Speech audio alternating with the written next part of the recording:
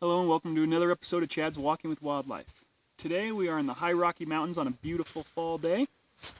Leaves are turning gold, starting to fall off the tree. And at the same time, it's kind of our rainy season, I guess you can say. And so I wanted to bring everybody out here to really kind of understand how to read and kind of use a concept of how tracks work.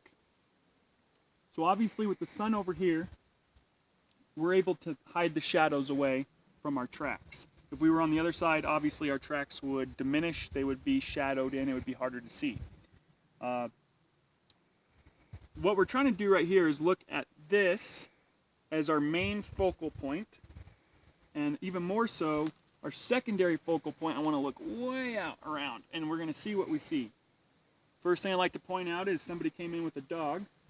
You can see our perfect canine track right here with the sun behind us. It really illuminates this track. If you were to stand on the other side of it, you wouldn't be able to see that track very well, and we can show that later on another episode.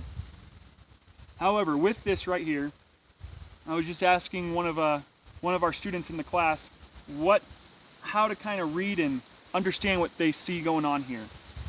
And they brought up some really good points. They obviously said the track came second to this nice wet mud, which is correct. It did rain yesterday, so they said there's no pock marks in the track. As you can see, it's very smooth. So they said that the track obviously must have happened early this morning, which is another good point. It did not get rain on it. There's no pock marks. So this definitely did not happen last night. The mud did come first because the track is a different color and it's too well defined to have had the mud come in over the track. So we've got those figured out. The one part I wanted to point out to the student was you can see that we have this really glossy, colorful mud, and that's because it's still got water in it. As you can see with the sun hitting the corners now, that there's still water in it. So it's been sunny all day, 70 some degrees, not a cloud in the sky. So with this little bit of water here, with no canopy cover over top, the sun's been bearing down on this all day. So I would see this sign and be able to determine that this right here should look like this over here if the sun had been on it all day, to where you could push on it, but you got to give it some force to get in there. That's obviously last night's rain that made that muddy. So this should be that color. So why is this not dried out and glossy like this? This is obviously very recent. It didn't rain. Okay, so this track's here in this nice, smooth, wet substrate. But how did this wet substrate get here? This brings us to our next point. We have a nice puddle over here. The horse obviously did not walk into the puddle and then make these tracks. These are horse tracks, by the way, if anybody was curious, with the horseshoes. So he did not walk into the water to here. However, if you look in this tread on the left side of the puddle, you'll see that both sides of the tread are dry, on this tread and on the other side of the road, going straight into the little puddle. There's no water in those treads. However, if you look to the right, you will see water here, water, and then on the other side, you will see water through the tread. So with that, I brought to the students' attention that a vehicle that was four-wheeling had obviously driven through and splashed this puddle, which allowed water to come over the top and kind of settle in this rut, in this tread mark of where the tires had rolled. And that was recently. That was probably midday, 12, 1 o'clock. It's roughly 3:30, 4 o'clock out here right now. So this hasn't had time to fully evaporate and harden like this mud. This horse track is within an hour.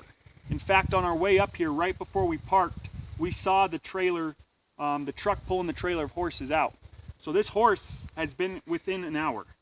So if you were trying to find a lost horse or any other animal here, you look at this track, you can tell that this is within an hour and you're closing in on the exact animal or track that you're pursuing. So I really wanted to bring that point out and make a video on it, that you really need to think outside the box and figure out why this is the way it is. Like I said, they made great points. It happened after the rain, but again, they thought it was this morning, and this water would be evaporated by then. So you need to start thinking of other reasons. Think outside the box and really figure out what all transpired to make this happen. Again, remember, it's like reading a book. You know, there's so much more information than what you think there is. And to make a good tracker to an expert tracker, and more so into, you know, a very excellent tracker, this is stuff you need to figure out. You need to see this sign and then really be able to break it down into there's 10 more reasons why this track is the way it is than the one you see. And here we can see a little yellow jacket trying to get the last minute water off the mud here. So that's pretty cool. Little yellow jacket right there. Cool. So thank you guys very much. Hopefully you take this information and really understand that there's definitely always more reasons than what you think to the tracks. So you can only get that with field and outdoor experience. So remember, get out, get tracking.